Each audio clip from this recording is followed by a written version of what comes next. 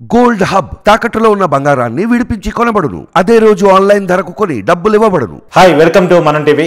మనతో ఉన్నారు ప్రముఖ రాజకీయ విశ్లేషకుడు చందు శ్రీనివాస్ గారు. సార్ నమస్కారం. నమస్కారం అండి. సార్, తెలుగు పద్యం అనగానే ఉప్పు కప్పు రంబు నొక్క పోలిక నుండి అని చెప్పేసి ఒక పద్యం గుర్తొస్తాయి. అలానే ఇవాళ కూడా రివ్యూలు చూస్తూ ఉంటే, గవర్నమెంట్ చూస్తూ ఉంటే రివ్యూలందు పవన్ కళ్యాణ్ రివ్యూలు వేరయ్యా అనిపిస్తుంది. ఎందుకు అంటే నిన్న అటవీ శాఖ అధికారులతో పవన్ కళ్యాణ్ రివ్యూ చూసాం. మనం అధికారులకి చెమటలు పడుతూ ఉన్నాయి, ఎర్ర చందనం స్మగ్లర్లకి ఉచ్చలు పడుతూ ఉన్నాయి. ఎట్లా చూడాలి పవన్ కళ్యాణ్ రివ్యూలని? డెఫినెట్గా అంటే ఒక రాజకీయ నాయకుడు పరిపక్వత దశకి చేరితే అలా ఉంటుంది. అతనిలో ఉన్న కమిట్మెంట్, డెడికేషన్, డిటర్మినేషన్ ఈ రోజున ఉప ముఖ్యమంత్రి స్థానాన్ని తీసుకొచ్చినాయి. ఆయనకి ఎవరు గాడ్ ఫాదర్ లేరు. స్ట్రగుల్ ఫర్ ఎగ్జిస్టెన్స్, మనుగడ కోసం, ప్రజల కోసం పోరాడాడు. ఈ రోజున తను చదువుకుంది ఇంటరే. మీరు చెప్పారు సార్ కార్తిక్ గారు, చాలామంది విమర్శించారు చదువుకుంది ఇంటరు, ఆయన రంగులు వేసుకున్నాడు, రాజకీయాలకు పనికిరాడని. Assembly gate దాటనివన్నారు. అసలు ముందు ఎమ్మెల్యేగా 10th ఫెయిల్ అయిన సచిన్ వెనకాల అంతర్జాతీయ ప్రేయర్ అయ్యాడు. ఇంటర్ మీద అయిన పవన్ కళ్యాణ్ తనేంటూ తెలుగు రాజకీయాలు అదే వీళ్ళకి తెలియదండి. కొంతమంది ఆయన విమర్శించిన వాళ్ళు ఇప్పుడు ఎక్కడున్నారు? వాళ్ళ ఇంటి గేటు వాళ్ళు బయటకు రాలేని పరిస్థితిలో ఉన్నారు. అసెంబ్లీ దాకా తర్వాత ఆయన అసెంబ్లీ బద్దలు కొట్టుకుని 21 మంది ఎమ్మెల్యేలతో 100% స్ట్రైక్ వెళ్ళాడంటే. ఒక కవిని అడుగుతారంట, ఏం చదువుకున్నావు అంటే సమాజాన్ని చదువుకున్నానని. పవన్ కళ్యాణ్ సమాజాన్ని చదువు. కాబట్టి కార్తీక్ గారు 100% మీ ఛానల్లో చాలా ఇంటర్వ్యూలు ఇచ్చాను నేను. మొదటి నుంచి కూడా పవన్ కళ్యాణ్ గొప్పతనం ఏంటి, పవన్ కళ్యాణ్ ఏ విధంగా నేషనల్గా ఎదుగుతాడని కూడా చాలా మంది చెప్పారు. కొంతమంది విమర్శించవచ్చు, మనల్ని చాలా చేయొచ్చు. ఈరోజు విమర్శించిన వల్ల ఆయన ప్రశంసిస్తున్నారంటే ఆయన ఎంత డెడికేషన్తో చేస్తున్నాడు. పంచాయతీరాజ్ నుంచి నేను నెలకు జీతం తీసుకుంటాను అన్నాడు. పంచాయతీరాజ్ నిధులు లేనప్పుడు నేను ఎలా తీసుకోవాలని, నాకు వద్దు జీతం అన్నాడు. చివరికి నా ఫర్నిచర్ నేనే తెచ్చుకుంటానంటే, మీరు దాదాపుగా నాకు తెలిసి 2 దశాబ్దాల పైన జర్నలిస్ట్ అనుభవం ఉన్నది మీకు. మీరు చెప్పండి, ఎవరైనా ఏ నాయకుడైనా చూసారా ఇన్ని రివ్యూలు, ఇన్ని గంటలు? ఒకవైపు వారాహి దీక్ష. మీరు ఆ మాట అన్నది ఒక ఉదాహరణ చెప్తాను సార్.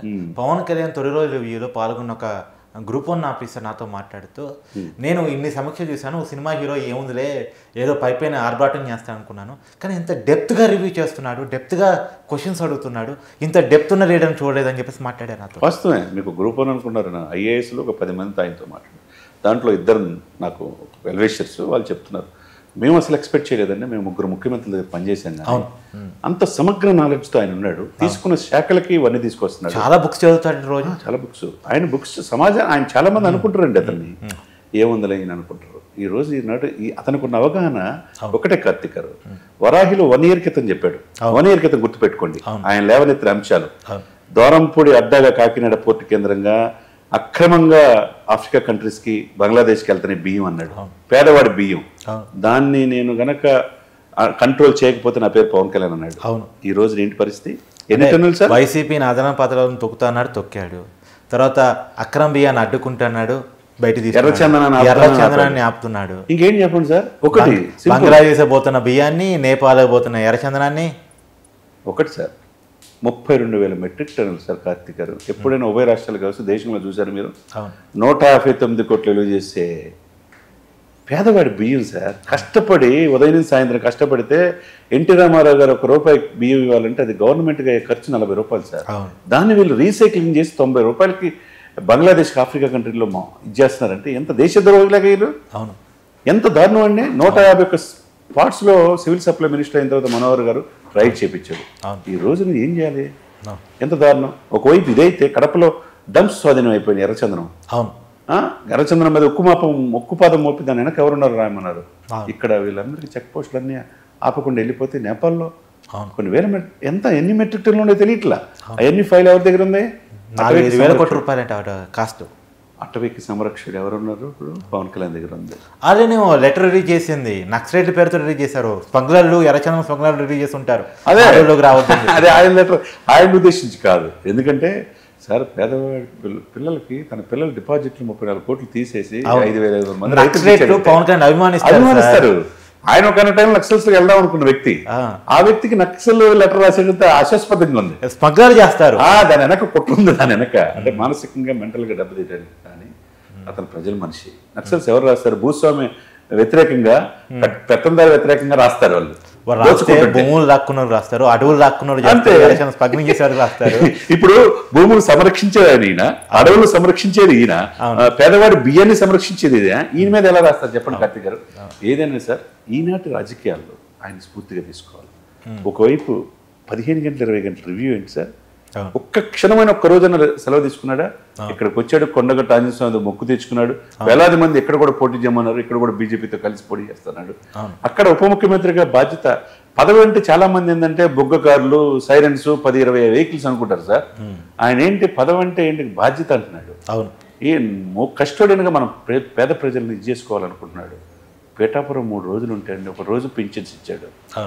రెండో రోజు రివ్యూ కాకినాడ. కలెక్టర్ గారు ఏమన్నాడు? సాక్షాత్ కలెక్టర్, జిల్లా ఈస్ట్ గోదావరి కలెక్టర్, సార్ మీ దగ్గర పనిచేయటం నాకు అదృష్టంగా భావిస్తా అన్నాడు. రెండో రోజు పిఠాపురం, అదే గొల్లపురంలో పిఠాపురం పరిధిలోని ఉప్పాడ బీచ్కి వెళ్ళాడు. గోడ కట్టాలి, మైనింగ్ మెరైన్ అధికారులు పిలిపించాడు, అటవీ అధికారులు పిలిపించాడు, రివ్యూ చేసి ఉప్పాడ మెరీనా బీచ్కి. అని సహజంగా అనుకున్నారు, 2 రోజులు ఏదో రివ్యూలు చేసేసి సినిమాలకు వెళ్ళిపోతాడు అనుకున్నారు. ఇప్పుడు ఇంకా ఇప్పుడు దాన్ని బట్టి అర్థం చేసుకోవచ్చు అని సోకాళ్ళ రాజకీయ నాయకులు ఎవరైనా అంటే ఎదిగే కొద్ది వదగాలి, ఎక్కడ తగ్గాలో తెలుసుకున్నాడు, రాజకీయ నాయకుడు అవుతున్నాడు. దానికి నిలువెత్తిన దృశ్యం. ఆయన పిఠాపురంలో కూడా ఉన్నారు కదా, పోటీ చేసి వెళ్ళిపోతారు. వంగగీత సీఎం జగన్మోహన్ రెడ్డి గారు చెప్పారు, మాజీ 3 ఎకరాల ప్లేస్ కూడా కొనుక్కొని 3.5 ఎకరాల డాక్యుమెంట్స్ మీ దగ్గర కూడా ఉన్నాయి కదా, చూడండి. 3 ఎకరాల 50 సెంట్లు తీసుకున్నాడంటే, 3.5 ఎకరాలు తీసుకున్నాడంటే, 2 ఎకరాల విస్తరణలో పార్టీ ఆఫీస్ కడతానంటే కమిటెడ్ లీడర్. అది కమిట్మెంట్ అండి. రాజకీయ నాయకుడు అంటే ఇచ్చిన మాటకి నెరవేర్చుకోవాలి. ఒకవైపు ఇది చేస్తున్నాడా? ఎంత కమిట్మెంట్ అండి సార్. వైసీపీ వ్యతిరేక ఓటు చీరనివ్వనని ఒక మాట అనుకున్న తర్వాత ఎంతమంది ఎన్ని పుల్లలు పెట్టాలనుకున్నా చెదరలేదు, బెదరలేదు. ఎక్కడ ఎన్ని మాటలు పడ్డాడు సార్? వ్యక్తిగత అన్నం చేశారా? 4 పెళ్ళిళ్ళు అన్నారా? ప్యాకేజ్ స్టార్ అన్నారా? 1000 కోట్లు తీసుకున్నారన్నారా? ఎవరు తీసుకుంటారు సార్? ఆయన కొనగలరా? కార్తీక్ గారు చెప్పండి. ఆయనకి ఆదాయమే సంవత్సరం 1000 కోట్లు అయితే ఆయన కొనగలరా ఈ రాజకీయ నాయకులు? ఎక్కడగా మొక్క అని ధైర్యం. ఆ రోజు ఆయన చెప్పిన బీజం బీజేపీ పెద్దలతో మాట్లాడి ఎన్డీఏలో కూడా టీడీపీని కలపటం వల్లే కదా ఈ సీట్లు, ఈ 16 టీడీపీకి వచ్చినాయి, జనసేనకు వచ్చిన 2, బీజేపీకి వచ్చిన 3, ఎన్ని 21 సీట్లు అక్కడ సెంట్రల్ కూడా అధికారంలో ఉండడానికి కీలకమైనవి. చూసారా? రాష్ట్రంలోనే కాదు, ఈయన పొత్తు పెట్టుకోమని సలహా ఇచ్చింది ఎవరు? దీన్ని ఒప్పించింది ఎవరు? పవన్ కాదా? అంటే నేషనల్ పార్లమెంట్ లో కూడా నా పక్కన పవన్ కాదు తుఫాన్ అన్నాడు. అంటే మోడీ అన్నారంటే ఏంటి పరిస్థితి? నేషనల్ మీడియా, ఇక్కడ మీడియా ఎప్పుడు ఆయన పేజీ 50,000 మంది వచ్చి లోపల 12 పేజీ 13 పేజీలు చూపించేవాళ్ళు ప్రధాన శీర్షికలో ఫస్ట్ పేజీలు వేస్తారంటే ప్రతిరోజు పవన్ కళ్యాణ్ లేని ఎపిసోడ్ లేదంటే అదే ఒకటి నడుస్తుంది సార్. పవన్ రివ్యూలు పెద్దిరెడ్డి టార్గెట్ గాను, ద్వారంపూర్ టార్గెట్ గాను నడుస్తున్నాయి. ఇక్కడ ఒకటి సార్, ఆయన ఎలక్షన్ అయిపోయిన తర్వాత 21 మంది 21 గెలిచి 2 ఎంపీలు 2 గెలిచినప్పుడు ఒక మాట అన్నాడు, నేను కక్షపూర్తిగా జగన్ నాకేం శత్రువు కాదన్నాడు. గమనించారా? ఫస్ట్ రోజే మాట్లాడి నేను విధానపరంగా పోరాడతాను, ప్రజల సొమ్ముకి నేను కష్టపడి అన్నాడు. తప్పు చేస్తే కండిషన్స్ అప్లై, చట్టం తన పని తాను చేసుకోవాలి. ఇప్పుడేమో సత్యులు అయితే దాంట్లో ఎవరు భయపడాల్సిన అవసరం లేదు కదా. ఇప్పుడు సివిల్ సప్లై మినిస్టర్ తన పని తను చేస్తున్నాడు. 151 స్టాక్ పాయింట్లు 159 కోట్లు రిలీజ్ చేస్తే 32.5 లక్షల మెట్రిక్ టన్నుల బియ్యం, పేదవాడి బియ్యం సార్. రూపాయి ఇచ్చే ప్రభుత్వం 40 రూపాయలు ఖర్చు పెడుతుంది సార్. అది మీరెవరు అమ్ముకోవడానికి? అంటే పేద ప్రజల నోటికాడ కూడి తీయటమేనా? ఎంత నేరం ఇది? ఇప్పుడు ఈరోజు దూరంపూడి ఏమన్నా అవుతున్నాడు దాంట్లో. తర్వాత మెరైన్ ఎక్స్పోర్ట్స్ వాళ్ళ రొయ్యలు గీలు, తర్వాత కలుషితం అయిపోతుంది వాళ్ళ యొక్క ఫ్యాక్టరీల ద్వారా వచ్చిన రసాయనాల వల్ల. అది కంప్లైంట్ ఇచ్చారు. దాంట్లో సీచేమని వీరభద్రారెడ్డి ఇది సీచేమని చెప్పేశాడు. తర్వాత ఒకవైపు ఒకటి సార్, కార్తీక్ గారు, భాస్కర్ రెడ్డి వాళ్ళ నాన్నగారు ఆంధ్రప్రదేశ్ సివిల్ సప్లై చైర్మనా, వాళ్ళ అన్న వీరభద్రారెడ్డి రైస్ మిల్లర్స్ అసోసియేషన్ అధ్యక్షుడు. అంటే అంతా ఆయన చేతిలోనే ఉంటుంది. పోర్టు నిర్వహణ కూడా ఆయన. ఈయనేమో ఆంధ్రప్రదేశ్కి అక్కడ కాకుండా ఉభయ గోదావరి జిల్లాలకి జగన్మోహన్ రెడ్డి సీఎం ఎవరంటే దూరంపూడేనంట. ఉభయ గోదావరి జిల్లాలకి ఇది కరెక్ట్ కాదు కదా సార్. అవును, ఇది ప్రజాస్వామ్యం. అన్అఫీషియల్ సీఎం కార్తీక్ గారు, ఇది ప్రజాస్వామ్యం.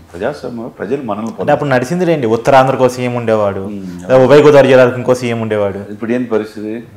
నెల్లూరుకి జైలుకి వెళ్తే ఆయన పరామర్శించడానికి పెన్నెళ్ళని బయటకు వస్తే అక్కడ నెల్లూరు నుంచి పోటీ చేసిన విజయసాయిరెడ్డి కూడా కనపడలే. అక్కడ ఎవరు కనపడలే. ఇప్పుడు అనిల్ కుమార్ యాదవ్ కూడా, అంబటి రాంబాబు ఉన్నారు ఇక్కడ. ఆయనేమో లోపల ఉన్న ఆయనేమో అమాయకుడు అంటాడు. అమాయకుడా సార్ మీరు చెప్పండి కార్తీక్? ఈవీఎం బాగుకొట్టే వాళ్ళంతా అమాయకులు ఏంటి సార్? సార్ మర్డర్ చేసేవాళ్ళు ఈవీఎం బాగుకొట్టే అమాయకులే కదా. 14 కేసులు ఉన్నాయి, ఆయన అమాయకుడు కాదు కదా చెప్పేది. అంతేగా? అంటే వాళ్ళంతా అమాయకులు అయితే 20 కేసులు ఉన్న జగన్మోహన్ రెడ్డి అత్యంత అమాయకుడు కదా. సార్ ఏదైనా కానీ ఒకటి sir, rule is rule for all. చట్టం తన పని తాను చేసుకుపోతుంది. కాబట్టి ఈ రోజున మనం అధికారం ఉంది కదని చెప్పి ఎదుటి వాళ్ళు ఎవరు ఉండొద్దు నియంతృత్వంతో ఉంటే ఈరోజు పరిణామాలు ఏంటి? కాబట్టి ఏదైనా కానీ రాజకీయాల్లో ఓర్పు ఉండాలి. నేర్పు ఉండాలి, ప్రజల దగ్గర ఉండాలి. ఏది ఏమైనా జూన్ 4th రిజల్ట్ వచ్చింది, దాదాపు నెల గడిచిపోయింది. ఈ నెల రోజుల్లో పవన్ కళ్యాణ్ గురించి 2 మాటల్లో చెప్పాలంటే ఏం చెప్తారు? 100% అద్భుతమైన పరిపాలన. ఇదే కంటిన్యూ అయితే దశాబ్దం పాటు ఆయన కళ్ళగన్నట్టుగా దశాబ్దం పాటు ఈ కూటమి అధికారంలో ఉంటుంది ఆంధ్రప్రదేశ్లో. Thank you sir.